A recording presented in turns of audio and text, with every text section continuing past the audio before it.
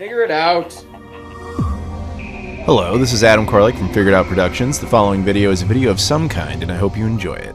Hey guys, it's Adam here, and welcome to PlayLoad. This is all my video game pickups for the month of September 2021, and do not let what you currently see on the table fool you.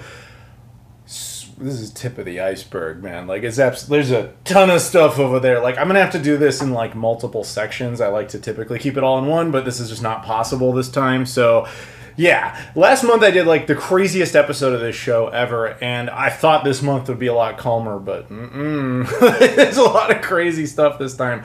I'm also mixing it up a little bit. Usually I have packages for things that are sent to me towards the end. This month there was only one thing, so I decided, you know what, let's put that at the very beginning and just kind of, you know, give it, just change it up a little bit. So this package right here actually comes from a company called Tonor. Now, this isn't actually specifically video game related, but it is related to the channel, and so I thought it would be kind of, you know, cool to show it. So, yeah, basically what happened was the guys over at Tonor make various, like, lighting equipment, and they make, you know, microphones. They make all sorts of just stuff, and I guess someone over there had seen one of my live streams. Now, if you're unfamiliar, I do live streams every once in a while where I basically just do long Q&As. And they were like, yeah, the lighting in your live streams could seriously use an improvement. And I know they're right, because some of my old film school teachers have said, Adam, you don't have lighting, you have exposure, and it makes us cry. And how did you get a film degree? And anyway, so, and it's true, I do have one. But anyway, so the guys over at Tonor were cool enough to say, like, we can help you with that. And so they sent me this. This is the Tonor TRL20 12-inch ring light kit. Now, basically what this is a, it's got a tripod in it, and I'll show you all that stuff in a minute, but as well as a ring light. Now, if you're not familiar with what a ring light is as a concept, it's exactly what it sounds like. It's a ring, and it provides light. The idea is that you put a camera in the center of it, and that provides more of an even lighting system that you can control. This particular one has different modes in it, and I'm bringing up the film school terms here real quick, but it has the ability to go through amber lighting, white light, and neutral light. And basically the amber light would provide warm tones, making things a little bit more orange. The white light is it's called white light, but really it's basically blue light to make things look a little bit more cool in tone. And then natural light is just, you know, kind of, I'm not going to say room lighting, but it is a little bit more balanced. So it gives you various options. You can also change the degree of light, so the intensity, how bright or how, you know, soft it is. So basically it gives you a ton of options. So really, we're gonna, like I said, we're gonna go ahead and open this up and talk a little bit about it, just kind of give it a little micro review, because again, the guys over at Tonor were cool enough to just send this my way. So full disclosure, they did send this to me for free, which was very nice of them to do. And seriously, guys, Tonor over there, thank you very much for providing this, because now the live streams are gonna be better. But anyway, the first thing when you open it, you get here is the tripod. Now, this tripod was designed specifically for this light kit. However, you could actually use it to, you know, mount a camera. But keep in mind, like a camcorder or whatever, you could do that. But keep in mind, from a weight perspective, it was designed specifically for this light kit. But basically, you can think of it as like, oh, cool, I get a free tripod with it in the event that you want to mount the light to something else, which you can, because the way they designed it was they used that universal standard for tripods and plates, so that you can kind of mix and match and you have various options. Now it comes in this little bag, which we'll put off to the side. The tripod itself is metal, mostly. There's metal legs. Yep, you can hear it there. And then the head of it here, which includes the base plate. You would use this plate to connect to the light in the ideal scenario. I believe that the legs on this extend to something like 58 inches or 47, I don't remember exactly off, but I'm going to be totally honest with you, I'm going to keep it like this most of the time. You have to understand that this ring light kit was designed specifically to house your phone, which you'll see here in a bit. Ironically, I don't really intend to use it for that purpose. I intend to put a webcam in it, because that's how I film my live streams. So we'll take all the little stuff out of here, and then you can see the cutesy little design there that houses it all. But inside you have a few different things that we'll go over here in a moment. We'll take the ring light itself out. So there it is. Like I said, very simple little design, and that's just the ring light itself. Now if we take the plate, we can mount it here to the bottom. There's a little ring for exactly that purpose. So you just kind of turn it and tighten it into place. So technically, because that port is essentially universal to tripods, the current tripod I'm filming on, I actually could, if I wanted to, for whatever reason, I could mount the light to that. And there you go, easy enough, it is connected. It has a USB power supply, which I believe uses around like 1 or 2 amps, meaning it's pretty universal and it should fit into just about anything. You can plug it into a wall outlet, you can plug it into a video game console, a computer, which is primarily what I will do.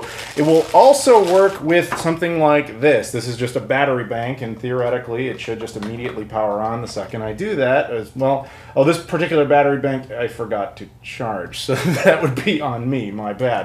Unless, no, that's my bad, I forgot to charge it, so that's on me. But you can use a battery bank. Yeah, sorry, this one isn't firing up.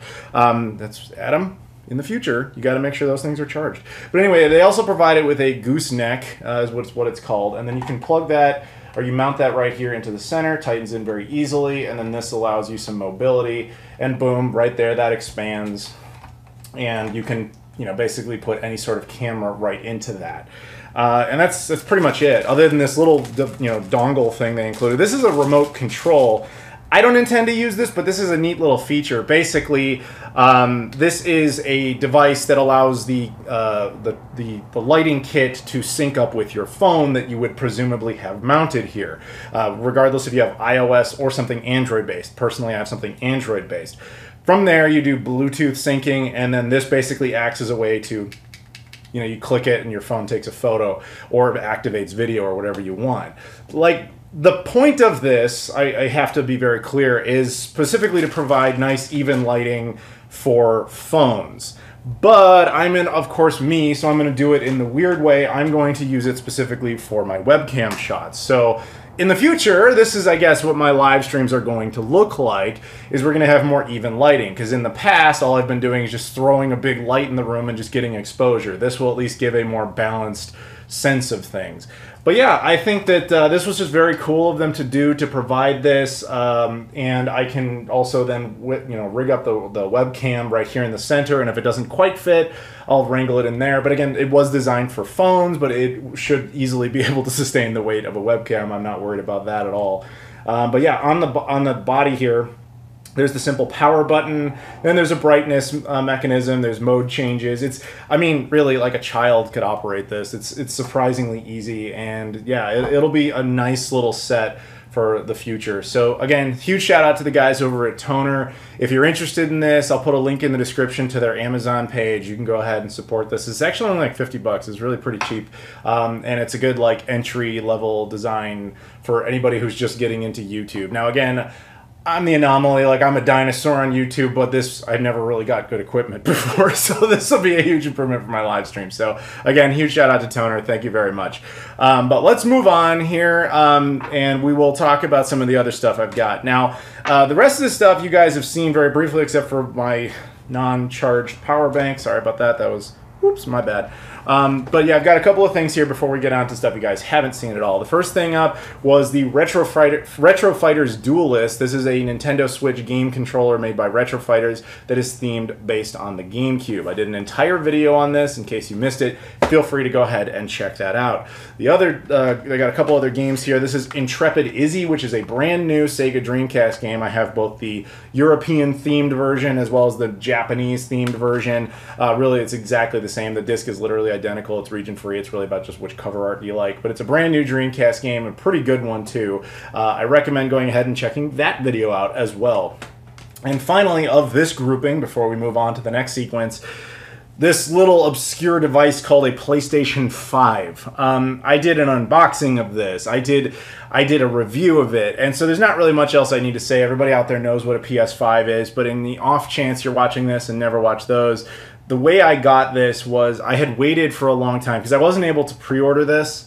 I wanted to, but Best Buy never had them in stock, and people kept telling me, why don't you get it here or get it there? And I was like, no, it has to be Best Buy, but I wouldn't explain myself as to why that was.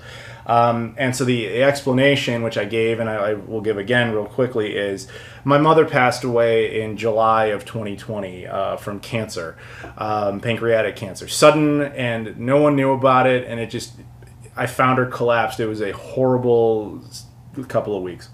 But after she died, I had the responsibility of, closing down certain accounts and things like that. When I was closing down one of her credit cards, I found out it had like a whole bunch of points accumulated. And when you have points like that, you can redeem them for cash back or gift cards. And if you do gift cards, typically they'll give you a little bit more. So I found out I could take Best Buy gift cards and I could earn more money doing that. I say money because obviously it's a gift card, it's not really cash, but I had this idea that, at that point in time, the PS5 and Xbox Series X had not launched yet, and I was going to get them. But if I use those, yes, I wouldn't have to personally pay for these consoles, but really it was more about the spiritual factor, if you will, that it would allow my mother to buy me one last video game console in a way. Even from beyond the grave, she was able to, like, here's one last one to go out with, because, she got me my first consoles ever, and it was like a really significant part of my development and ultimately why I do what I do now. So yeah, it means a lot to me on that basis alone. And I just wanted to share that one more time for anybody who potentially missed that. But I need a second here because I'm going to whelp up otherwise, but also I have to get to the next part with all the other stuff. So let's move on. Okay, now we're in sequence number 2. Based on my math, it looks like there's going to be at least 4 shots of stuff. Like, it's usually there's one. So this month was kind of nuts. But anyway, after all the stuff you've already seen, so I did that PS5 review and the unboxing and all that. And actually, a guy reached out to me. His name is Sergio. So huge shout out to him. He was like, "Hey man, I'm sitting on a whole bunch of Best Buy Gamers Club points, like rewards points, and I'd be happy to pick you up a couple of games." And I was like, "Oh man, you don't have to do that." He's like, "No, seriously, like, I'm totally cool with it. I want you to have it." And I was like, "All right, man, if you're sure, thank you." So he said, "Just go ahead and pick out any 2 PS5 games you want over at Best Buy." And so I did exactly that. Based on a lot of people's recommendations, I went ahead and got Ratchet and Clank Rift Apart Launch Edition, as well as Ghost of Tsushima Director's Cut. So yeah, I haven't had a chance to play them. It's been a very busy month, as it tends to be, but I'm really excited about checking these out. I think I mentioned that this back, like, when it came out on the PS4, I was like, I can almost guarantee there's going to be a PS5 upgrade version, and sure enough there was. But Ratchet and Clank, everybody says, like, currently anyway, like, this is the reason to own a PS5, is everybody seems to universally love this game. So that I definitely had to go with that one. So Sergio, dude, seriously, thank you very much for your generosity. That was very nice. Another thing that was sent to me by Ubisoft, actually, was they had just sent me randomly a copy of Assassin's Creed Valhalla. They know I like my physical editions. They had been cool enough, like, back when the Series X came out, they gave me a DLC, like, code or whatever, code for the game with, like, all the DLC and all that sort of stuff. But they know I like my physicals, so I guess they found one and they were just like, "Yep, here you go," and then they just mailed it out. So thank you very much to my buddies over at Ubisoft. Now, I actually, I was flying again, stuff was happening, so I was one of the, the few people that actually went out to Seattle for PAX West this year. PAX West is usually one of my favorite conventions. Like, I love going every year when I get the chance. I was invited this year, and I thought, okay, I kind of expected it to be a little weird because I knew I couldn't find anybody who was actually going. But I was like, whatever, I like going to Seattle. So I went, and to be completely honest about it, that place was pretty dead. It's a 4-day event, and it's usually packed. There's no pun on that intentionally anyway. But yeah, I think there's a joke at PAX that if you go there, you're going to get sick and get PAX pox. I think in the current, let's say, pandemic environment, people were taking that a lot more seriously. So there was not a whole lot of people in attendance there. In fact, I had pretty much accomplished all my goals, like, within a few hours on the first day. It was oddly unique.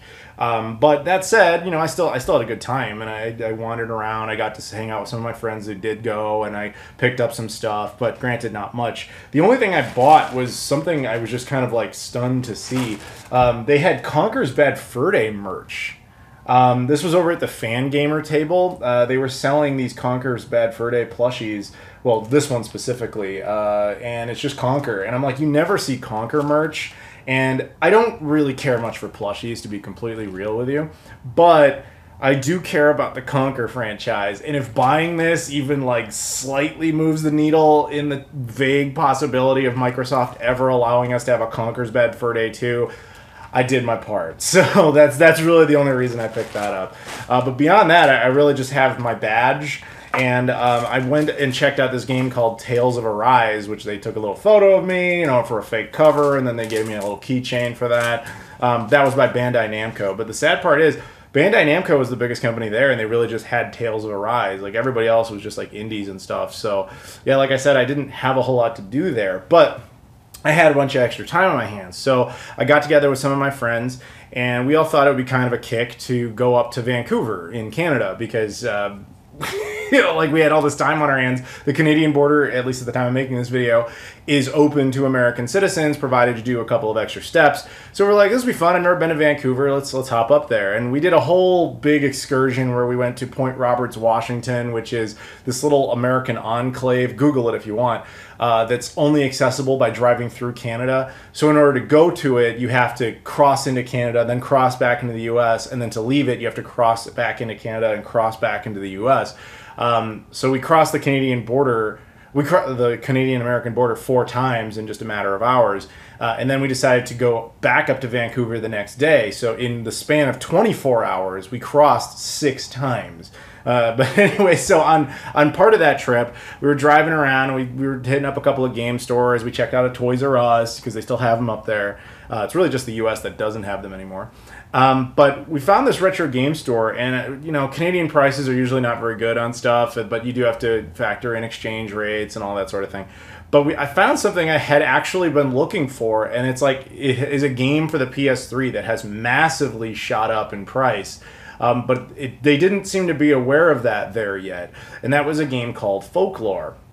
This was like a relatively early PlayStation 3 exclusive game that I always meant to get. I had seen it a million times. I regret passing on it so many times because it was like, oh, it's only like $10, and whatever, I'll get it later. Never did it.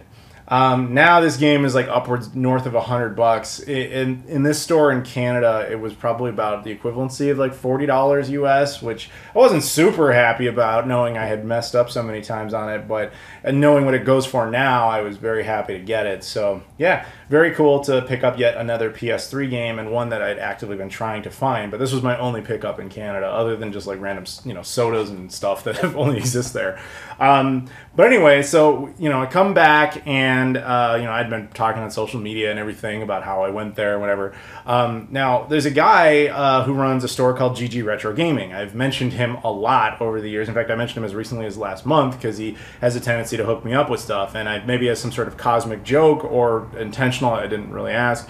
He had sent me another game, and I think he did this on purpose. This is Vancouver 2010 for the Xbox 360. I think it's because I had just come back from Vancouver. Yeah, it's just an Olympics game, obviously from when Vancouver hosted it back in 2010, but Sega made it. It's a 360 game I don't have, so big shout out to GG Retro Gaming for hooking me up with that. If you want to check him out, I'll put a link to his website in the description, and you can pick up some retro games and stuff there. He's usually got pretty good prices, and there's a coupon code in there for you too. I had hooked that up quite some time ago, and it still works, so feel free to go ahead and get some stuff over there. But yeah, there you go, Vancouver 2010 for the Xbox 360. The actual game, probably nothing special. I'm not really much of a sports game guy, but I do appreciate that he was cool enough to do that. The next thing up is actually not video game related at all, so we're not going to spend much time on it, but it is, I think, just kind of interesting if you were a child of the 90s like I am.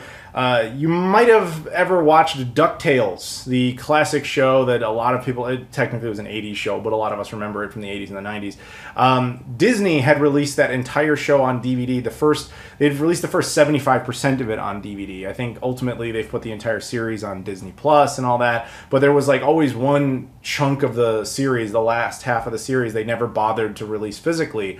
Well, I guess not too long ago they decided to finish it up and make it exclusive to their like DVD club, which I'm not a member of, but I found out this exists, so I had to just kind of bite the bullet and pick it up. And so there you go, DuckTales Volume 4, which just completes the series. So yes, I'm a 34-year-old man who's going to at some point relatively soon sit down and watch all of DuckTales, but don't judge me. I'm not judging you. You probably do weird stuff too. Come on, that's not fair. But anyway, so I'm looking forward to watching that. I just thought I would bring this to other nerds' attention that technically now there is a physical media release of this out there if you want to go find it. But back onto the point about video games. Another little oddity I've got here, which isn't really a new pickup because I've had it for years, but it kind of is because I can actually use it now. This is the Sears Video Arcade 2. This is actually a model of the Atari 2600. I found this in Austin, Texas back in like 2018. When I found it, it was in this video game store where it was kind of in their clearance bin. But the reason it was there was that somebody had taken the RF cable and just like physically cut it. It was like unplayable and unusable in that state. I think I got it for like $5 or $10 or something like that, with just the understanding that, yeah, this is just the console and it doesn't work and it's got a, you know, the cabling is cut. It's your problem now. And I was like, I can't not save this thing. But I didn't have the capacity to actually fix this myself. I tried opening it up and like the cable was, I thought maybe it would be just something you could unscrew because that was common with some of those and just replace it with a different RF cable. Apparently it required soldering and I was like, I'm out. So it just kind of sat around for years with no great plan until my buddy Chris, who does like TurboGrafx 16 repairs and PC Engine repairs. I've actually talked about him before. I've shown a lot of his work. He asked me if I needed help with anything, and I was like, you know, I've got this thing. And he was like, that sounds fun. Bring that down. So I actually brought this down to Indiana, and I gave it to him, and then he started working on it. And he finished it up, and basically he's like, yeah, that's all I really had to do was take it apart and replace the cabling. I you know, cleaned up some other aspects of it, resoldered some stuff, because obviously a lot of that stuff's like really old. Then when I got it back, I actually cleaned up the plastic and made it look as nice as I can. But yes, there you go. That is the Sears Video Arcade 2.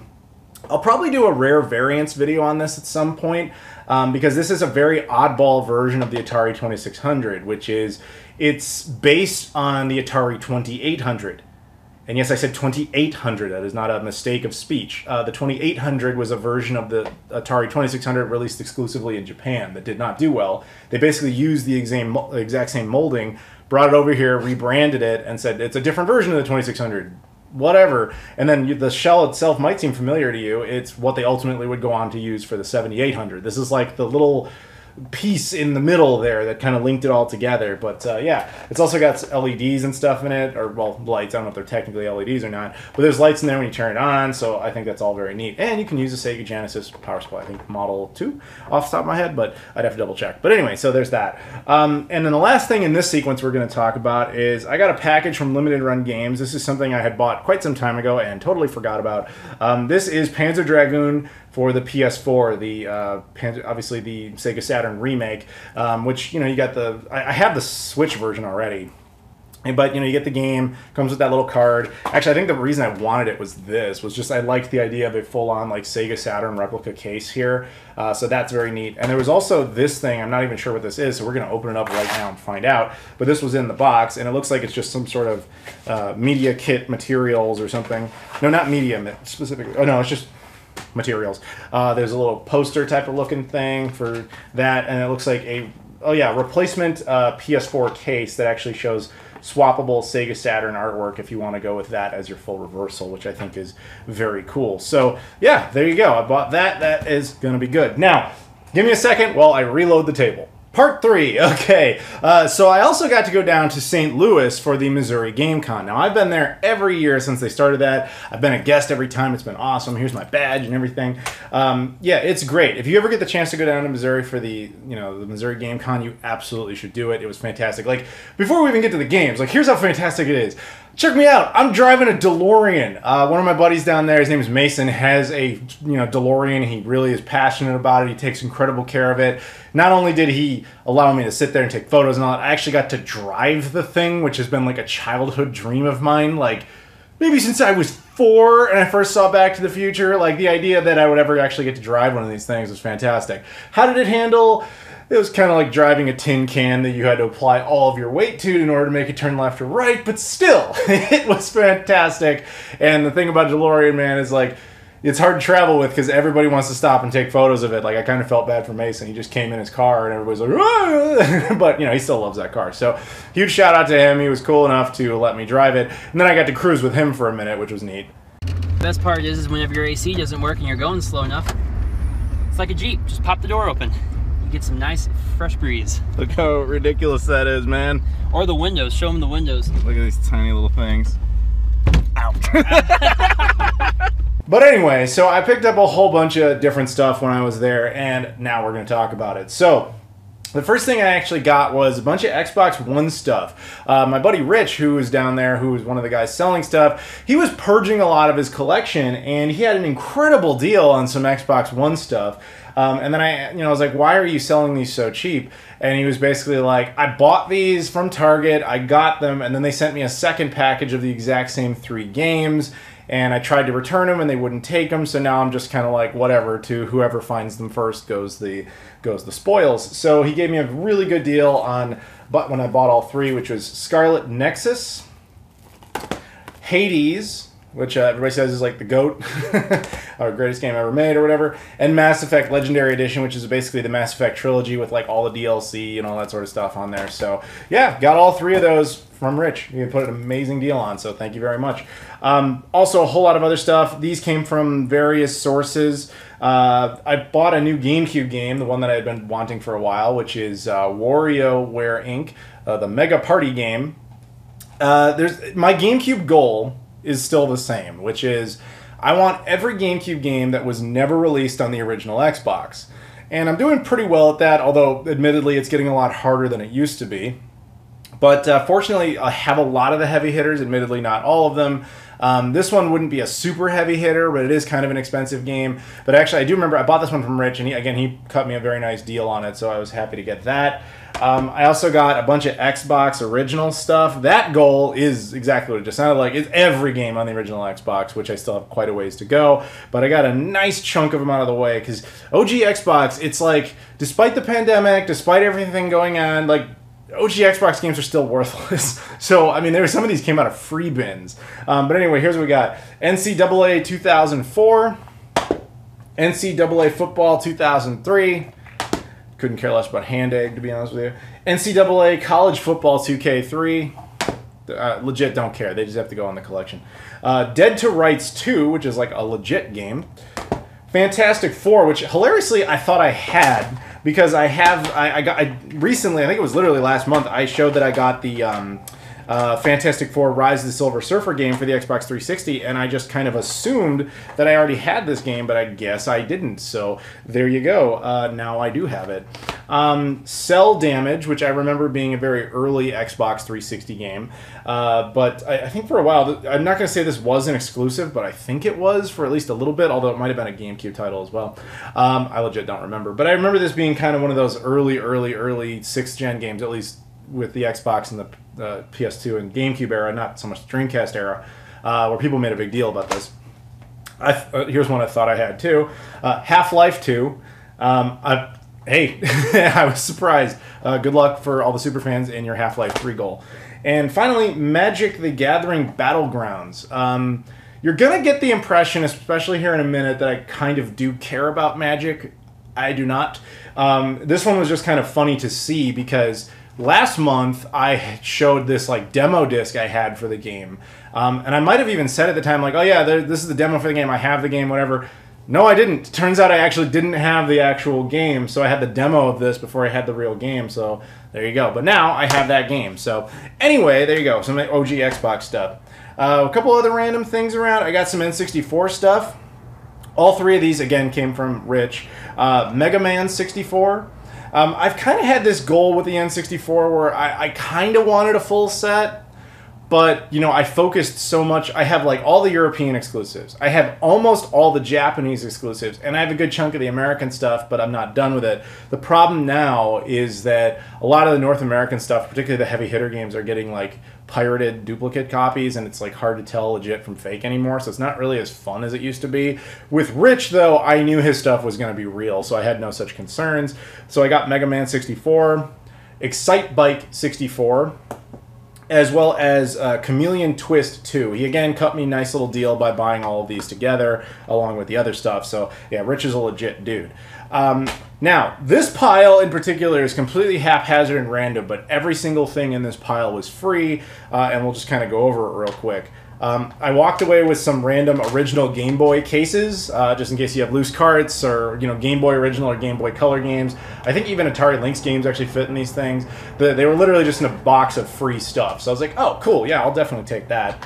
Also, my buddy Ben, who was there, gave me one of these. This is the Shenmue 3 medallion that GameStop was giving out for a long time. I actually told him straight, I was honest with him, like, I have a bunch of these. I've been giving them away as, like, promo things, but he's like, I'm never going to use it, you know, whatever. So I'll give this away to some lucky Shenmue fan at some point. I also, from Rich, he had this whole bin of free stuff, and he's like, take whatever you want, I don't really care. So I was digging through it, and I actually found a sealed copy of Feet of Fury for the Dreamcast. This is actually the very first independent published Dreamcast game ever produced. I've mentioned it a million times for that reason. I've had it since 2003 when it first came out. But he was just like, here's a sealed copy, I don't care. So it has no real financial value or anything. Again, it was sitting there in the free bin, but it was just kind of cool for a little piece of Dreamcast history to have a sealed copy, especially because it cost nothing. In that box, he also had a Intellivision copy of Major League Baseball complete. Like, it's got, you know, the manual, the little insert lay, and everything, the cart. And I don't care about this game in particular, but the idea of having a complete Intellivision game is neat. A long box copy of Columns for the Sega Genesis, which I thought I would have had, but I don't. I have Columns 3, so kind of nice to add, like, and I love Columns. Like, I've played that game a lot, but I've always played it in, like, those, Sega put out a lot of, like, 6-in-1 packs, and I would play it on that. I had no idea that I didn't own the legit cart for it. And then just another one he had in there, which was Championship Pool, which is probably not very good, but whatever. It's a legit Sega Genesis game that was free. I got a Super Nintendo game, sort of. This was actually given to me for free by John Riggs. I'm sure a lot of you guys know. He's another YouTuber. He usually, when he goes to cons, he has a table and he sells, like, homebrew reproductions. So it's games that are not attempting to be pirated. They're just straight up like, hey, this is, you know, the John Riggs game, or this is the Kinsey game, or like from the whole crew. They all have, like, random games, or like they intentionally make games that were never intended to originally be released, and that's just kind of the fun of it. Aftermarket games, if you will.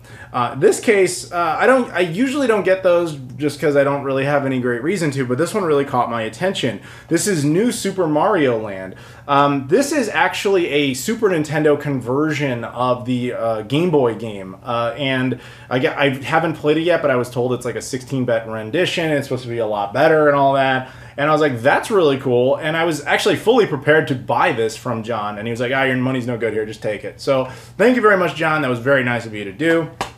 And near the end of the convention, there's this guy who comes around at the Mo Gamecom. I don't think I had seen him since 2018.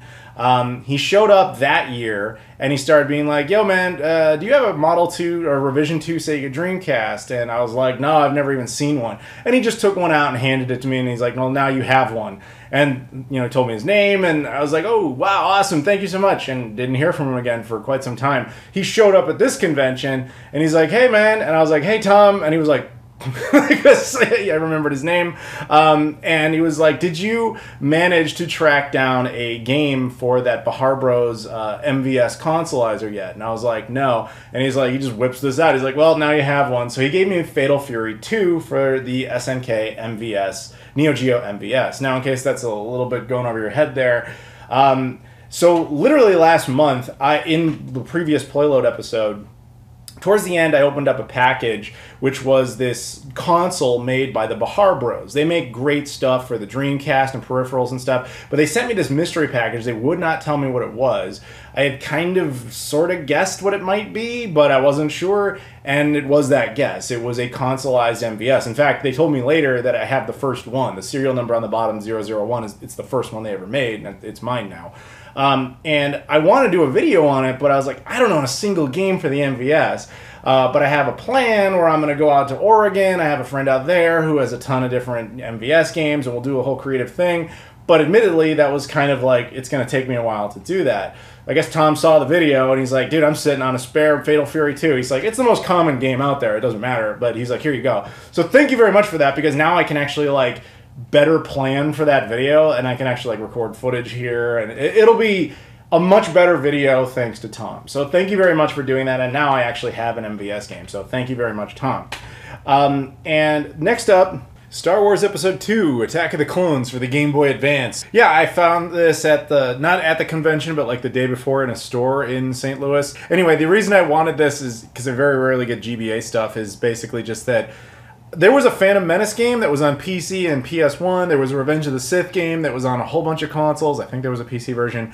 But the only game that was officially the movie game for Star Wars Episode 2 was this game. And that's really the only reason I wanted it. The game itself, I'm sure, is not actually all that good. I got something that was exclusively acquired for the purposes of this channel, which was a Sega Genesis Model 3 with the controller. One of my buddies who runs the con, his name is Chad, he was selling this. He was asking $25, and I was like, oh man, you know, I think I just said, oh, like, I might actually come back and get that at some point, and we did a deal. He was just like, yeah, $10, it's yours. So, $10, I got this. I already have a Genesis 3, I didn't really need this, but what I'm gonna do is make a cleaning video, because I've done a Model 1, I've done a Model 2, never had a chance to do Model 3, because my Model 3 is perfectly fine, so yeah, look forward to it. This will be its own separate video down the line.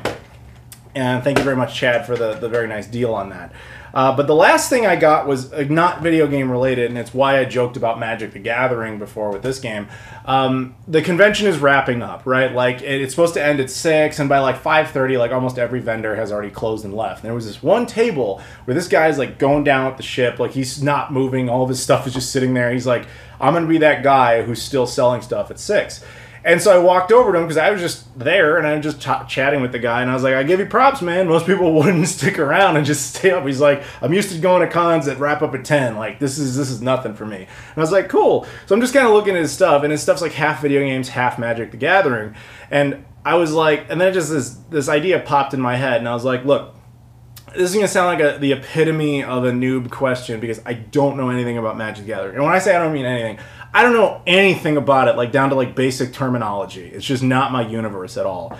But I did have one legit question, and I was like, I'm sorry if this sounds like really stupid because I don't even understand what I'm asking. But do you have anything like a card? It's cards, right? Do you have a card based on a character named, and I had to like think for a second, Soren? And he was like, he just starts talking about Soren, and it's all going over my head. And he's like, yeah, he's more of a common level character, so I only really brought like, you know, expensive things and, you know, more valuable chase cards and stuff like that. So I don't really have anything like that. And I was like, oh.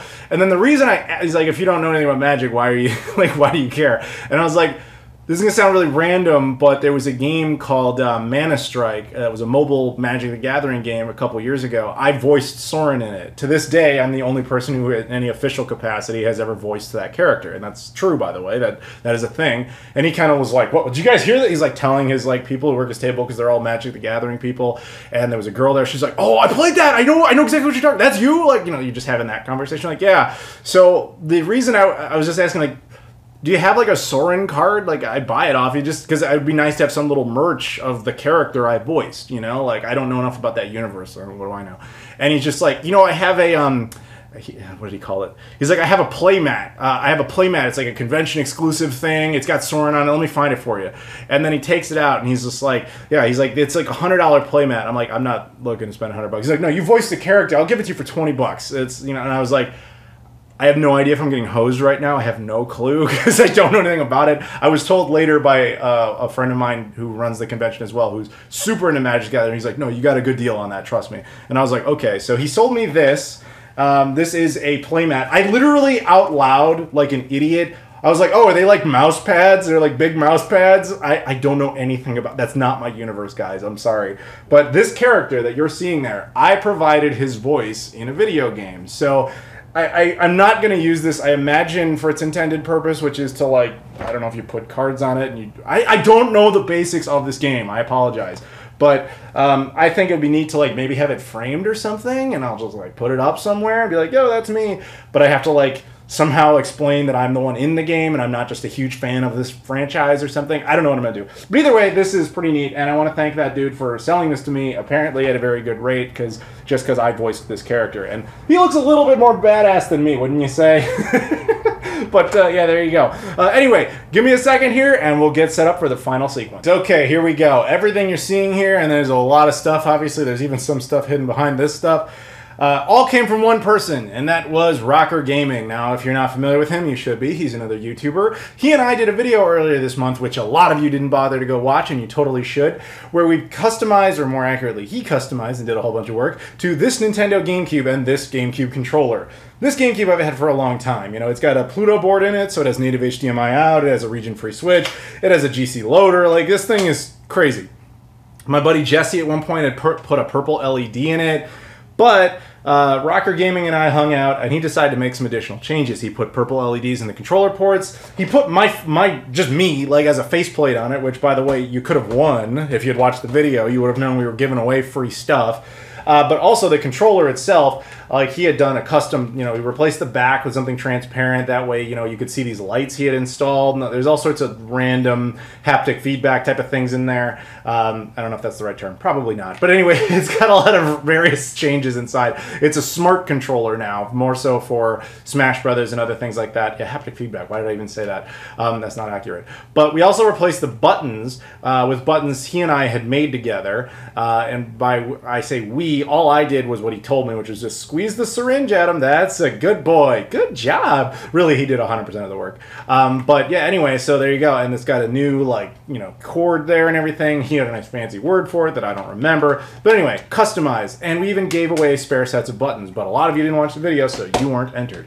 But anyway, so we did that. But while I was there, he also just kind of gave me a bunch of stuff and even sold me something. And it was just like, wow, okay, so here we go. So he obviously collects a lot of GameCube, so he's like, yeah, I got a whole section of GameCube stuff I don't need or don't want. If you want anything, if you need anything, take it. So I was looking through it, and he only had a couple of GameCube games I actually needed. And as I say, my goal was every GameCube game that came out that did not come out on the original Xbox. And he had two complete ones that fit that criteria. Bratz Rock Angels. I know, it's surprising I didn't have this. You would think I would have been a mega fan, but no, not quite. But there you go, Bratz Mega Angels. And the other one, which is actually one of the harder ones to get, not crazy hard, but harder, Disney Sports Skateboarding. It's not the basketball one, which is by far the hardest. But yeah, it's cool to pick that up because that's usually costs a little bit. He had some where he had some of the pieces, but not the whole thing. For example, this is a Yu-Gi-Oh game called Yu-Gi-Oh! The Falsehood Kingdom. Just the disc, but no game case or manual or anything like that. So now I can maybe track down the case and manual. And then in the exact opposite category, Disney's Tarzan Untamed, which was complete except no disc. SpongeBob SquarePants Revenge of the Flying Dutchman, again complete but no disc. And then Pro Rally, again complete but no disc. So now I have to kind of keep an eye out. If I ever find the discs for these, I could complete them. And exactly the opposite with this thing. So maybe one day I'll have that, but at least for now, two of them are for sure off the list. He also gave me a whole bunch of Super Nintendo stuff. This is Tetris Attack, the not-for-resale demo, which you don't really see that very often. X-Men Mutant Apocalypse, and Sim City. These were all like new titles I never had. He also gave me a bunch that I already have, but you know, why not take? They're some of the more, I'm not going to say uncommon, because they're definitely common, they're just more sought after.